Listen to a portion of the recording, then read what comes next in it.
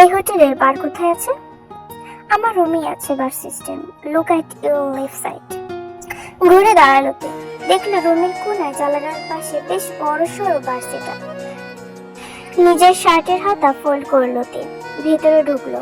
চারপাশে ঘুরে ঘুরে দেখছে তে, ড্রিঙ্কস গুলো বেশ হাই কোয়ালিটির অ্যান্ড এক্সপেন্সিভ। একের পর এক বোতল হাতে নিয়ে দেখছে তে, ভেবেই পাচ্ছে না কোনটা দিয়ে ড্রিঙ্কস বানাবে। সোফায় বসে বসে হাসছে জাংকুক। সে তো জানে সোবিনের ওয়াইফ এসব বানাতে পারবে না, তাই ইচ্ছে করেই ড্রিঙ্কস বানাতে দিয়েছে, যাতে সে এটা দেখতে পারে ছেলের জন্য কত দূর যেতে পারে এই মেয়ে, আর ছেলের জন্য কি কি করতে পারে।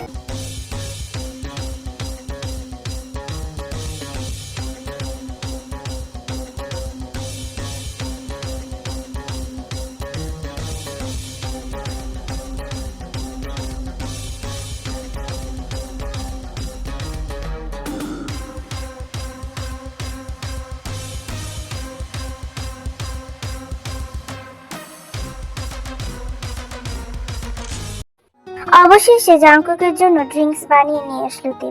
গ্লাসটা টেবিলে রেখে হাতের দেয়াশলাইট দিয়ে গ্লাসের উপর আগুন জ্বালিয়ে সাথে সাথে নিভিয়ে দেয়।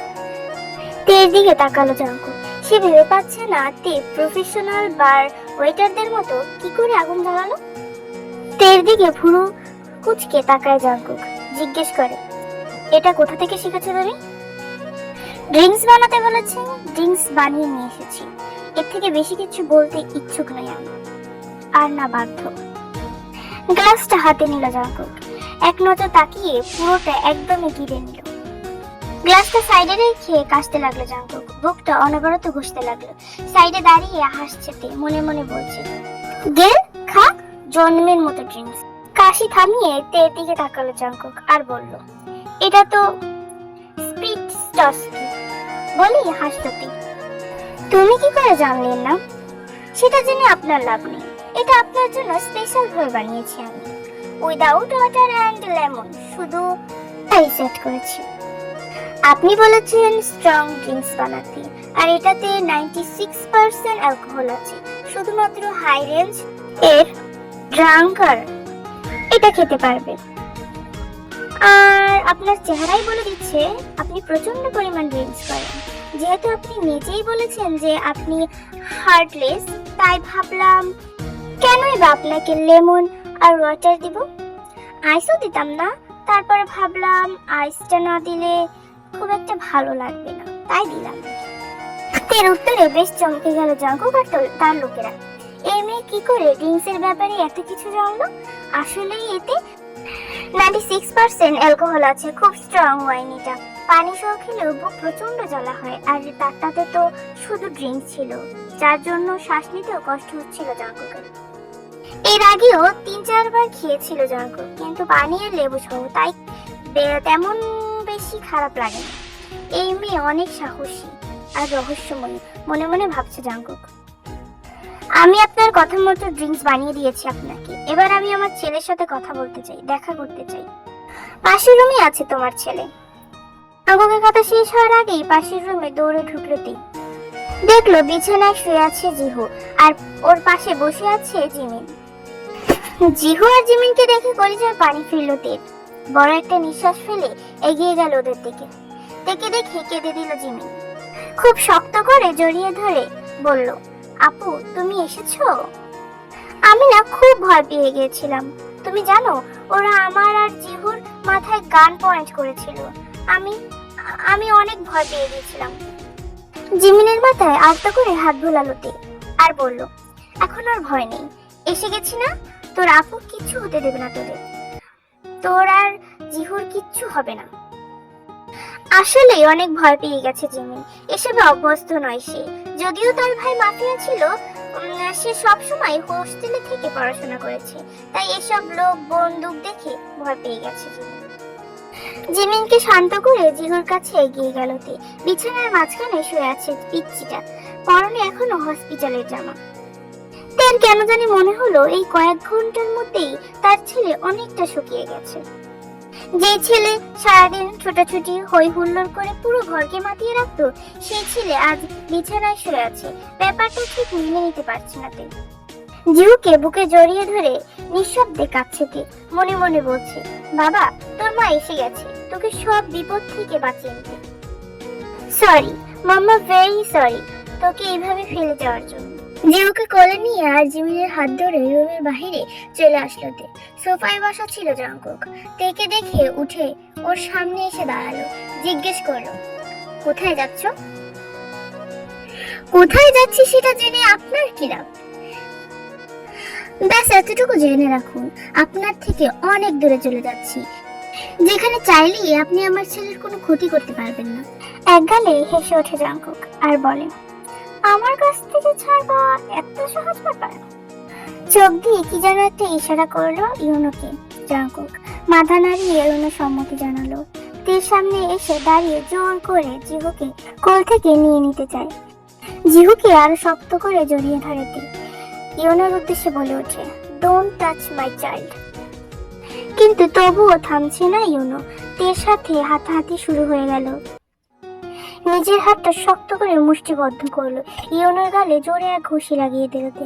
একটু পিছিয়ে গিয়ে জোরে এক লাথি বসিয়ে দিল ইউনোর পেটে। একটু দূরে গিয়ে পড়লো ইউনো। পেটে হাত দিয়ে দাঁড়িয়ে আছে। ব্যথা যে পেয়েছে পুরোপুরি বোঝা যাচ্ছে ওর চেহারা দেখে। আমি যখন বলেছি ডোন্ট টাচ মাই চাইল্ড, তখন শোনা উচিত ছিল। নেক্সট ডে এমন কিছু করলে এর থেকেও বেশি খারাপ কিছু হয়ে যাবে। হাতে তালি দিতে লাগলো জাংকুক। বলে উঠলো, নট ব্যাড, ফাইনালি আমাকে টক্কর দেওয়ার মতো কাউকে পেয়েছি। মনে হচ্ছে এই খেলায় বেশ মজা হবে। জাংকুকের কথায় পাত্তা দিল না তে।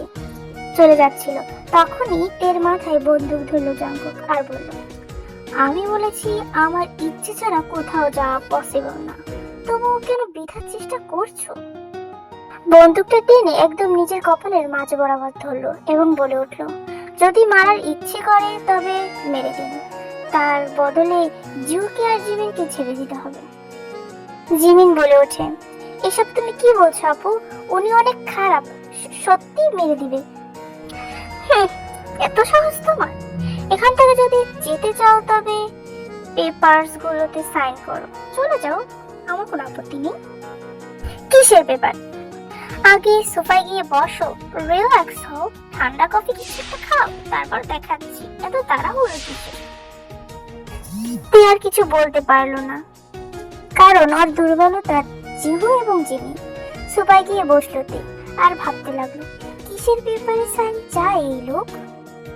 তের সামনে পেপারস গুলো রাখলো জাংকুক আর বলল, এখানে সাইন করে যেখানে ইচ্ছা সেখানে চলে যেতে পারো। I don't fucking care about them. Papers গুলো হাতে নিল তে। একে একে সবগুলো পেপারস পড়লো। অবাক হয়ে বলল, এগুলো প্রপার্টির পেপার? এগুলো প্রপার্টির পেপার। আর এতে লেখা আছে, জিহুর যত সম্পত্তি আছে সব আমার নামে লিখে দিয়েছো তুমি। ভুরু কুচকালোতে জাংকুকের দিকে তাকিয়ে বলে উঠল, এই সামান্য প্রপার্টি, এই জন্য এত নাটক কি আদৌ জরুরি ছিল? আমার ছেলে, আমার জিহুর জন্য এর থেকেও বেশি কিছু করতে আমি রাজি আছি। এমন হাজারো সম্পত্তি আমার ছেলের নামে দান করতে তিল পরিমাণ হাত কাঁপবে না আমার।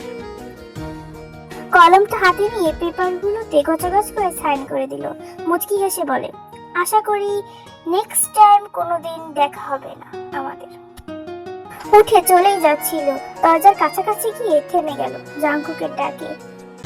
মিসেস সুলিন, চলে গেলে কি হবে? কথা তো এখনো বাকি। আমি এখানে আরো একটা জিনিস দেখাতে ভুলে গিয়েছিলাম।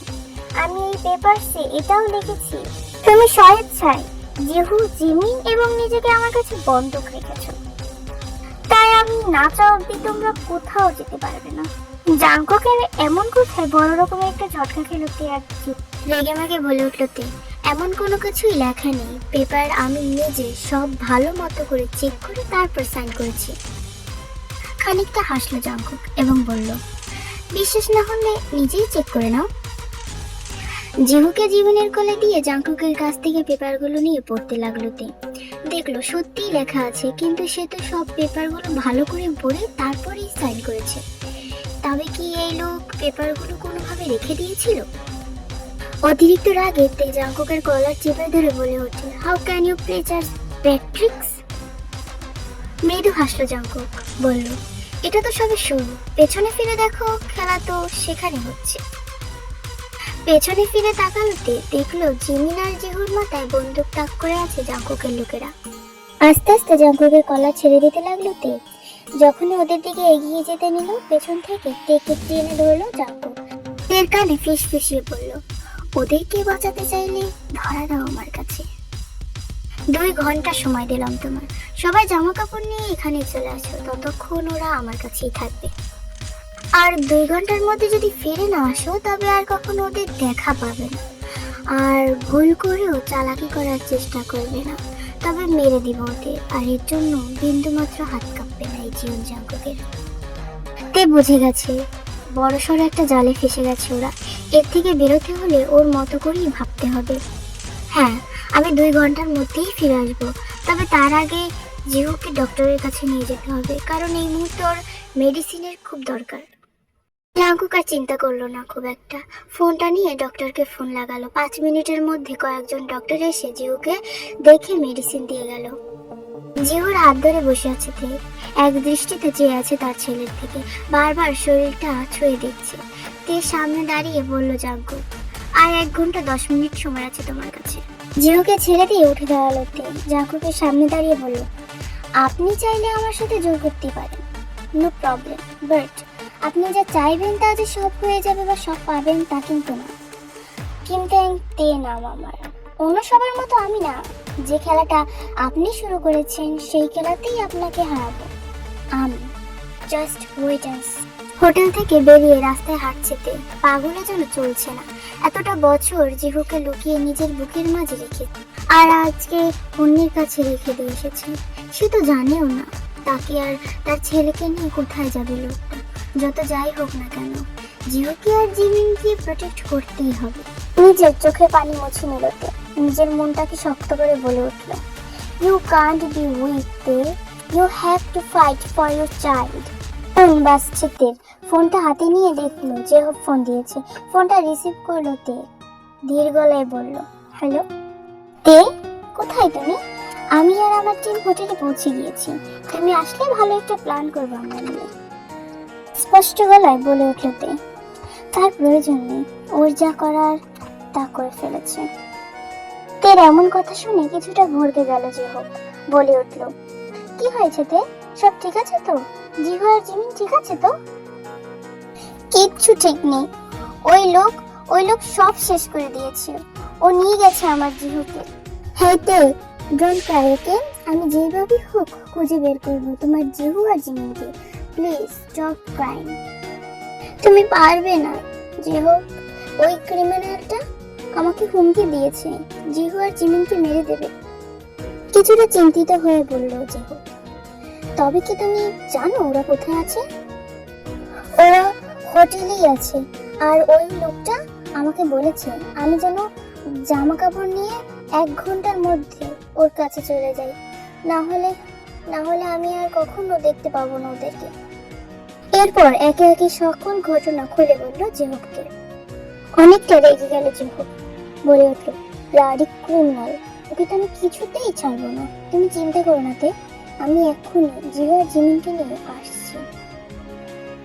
না না জেহব, তুমি কিচ্ছু করবে না, তুমি কিচ্ছুই করবে না, কারণ তোমার জানা নেই ওই লোকটা কতটা খারাপ।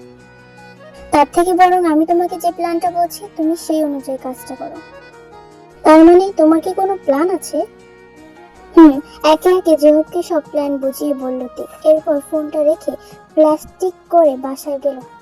সরি, ওটা প্লাস্টিক হবে না, ট্যাক্সি হবে, মানে ট্যাক্সি করে বাসায় গেল। নাও বি সিরিয়াস, ওকে? ফোনটা রেখে ট্যাক্সি করে বাসায় গেল তে।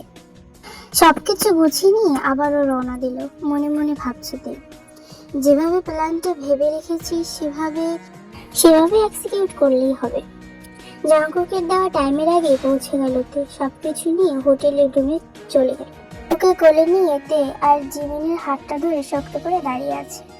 পেছনে জাঙ্কুকের লোকেরা আর জাঙ্কুক। হোটেলের বাইরে 5টা গাড়ি দাঁড়িয়ে আছে। কে কোনটাতে যাবে তা জাঙ্কুক ঠিক করেছে। একেবারে প্রথমটাতে তে আর বাকি সবে বসবে। সাথে থাকবে ইয়োনো আর দুজন গার্ড। পরেরটাতে জাঙ্কুক আর কয়েকজন গার্ড, আর বাকিগুলোতে জাঙ্কুকের লোকেরা বসবে। লাগেজগুলো গাড়িতে রেখে দিল ইয়োনো। ভেতরে বসতে বললো জিমিন, জিহু আর টেকেন। তার পাশে ভালো মতো চোখ বোলালো তে। ফোনে কথা বলছে জাঙ্কুক, আর ওর বাকি লোকেরা গাড়িতে উঠে ব্যস্ত। এই সুযোগটাকে কাজে লাগাতে হবে। জিমিন আর জিহুকে ভেতরে বসালো তে। জিমিনকে বলল জিহুকে শক্ত করে ভালোভাবে চেপে ধরতে। ড্রাইভিং সিটে বসতে গিয়েছিল ইয়োনো। সাইড থেকে তে ধাক্কা দিয়ে ইয়োনোকে ফেলে দেয়, আর নিজে দ্রুত ড্রাইভিং সিটে বসে গাড়ি স্টার্ট দিল। ইয়োনো দিশাহারা চিৎকার করে বলে ওঠে, স্যার ওরা পালাচ্ছে। গাড়ির শব্দ আর ইয়োনোর চিৎকারে ঘুরে তাকালো জাঙ্কুক। দেখলো নিচ থেকে উঠছে ইয়োনো, আর গাড়ি চলে যাচ্ছে। জাঙ্কুকের বুঝতে সময় লাগেনি যেতে পালাচ্ছে। জাঙ্কুক মনে মনে ভাবছে, তার মানে এটা প্ল্যান ছিল ওই মেয়ের। ওকে ভালো মতো বুঝিয়েছিলাম কোনো রকমের চালাকি না করতে, বাট ও শোনেনি। তাই এবার ওকে কেউ বাঁচাতে পারবে না, কেউ না। বলেছিলাম না আমি থাকতে তুমি তে বা ওর পরিবারের কোনো ক্ষতি করতে পারবে না। বিশ্বাস হলো তো? তোমাকে জেলে পচিয়ে মারতে বেশ মজা হবে, বলেই হাসলো জেহু। জাঙ্কুক জেহুপের দিকে চোখ রাঙিয়ে তাকালো। জেহুপকে জোরে কয়েকটা ঘুষি মেরে দৌড়ে গেল মেইন রোডের দিকে। জেহুপ আর কয়েকজন অফিসার মিলে জাঙ্কুকের পিছনে গেল। যত দ্রুত সম্ভব গাড়ি চালিয়ে যাচ্ছে তে। যেভাবেই হোক এয়ারপোর্টে পৌঁছাতে হবে। এয়ারপোর্টে পৌঁছাতে পারলে সেখান থেকে সোজা সুইজারল্যান্ড চলে যাবে লিসার কাছে। গাড়ি চলছিল, তখনই কিছু একটা এসে পড়লো সামনের দিকে কাছে। গাড়ির চাকা ভেঙে গেল, আর জোরে গাড়ি ব্রেক করলো তে। আসলে তেদের গাড়ি দেখে রাস্তায় পড়ে থাকা রড তুলে ছুঁড়ে মেরেছিল জাঙ্কুক। তখনই গাড়ির সামনে এসে দাঁড়ালো জাঙ্কুক। দৌড়তে দৌড়তে হাঁপিয়ে গেছে জাঙ্কুক। গাড়ির দরজাটা টানতে লাগলো জোরে জোরে। ভেতর থেকে লক করা দেখে খুলতে পারছে না সে।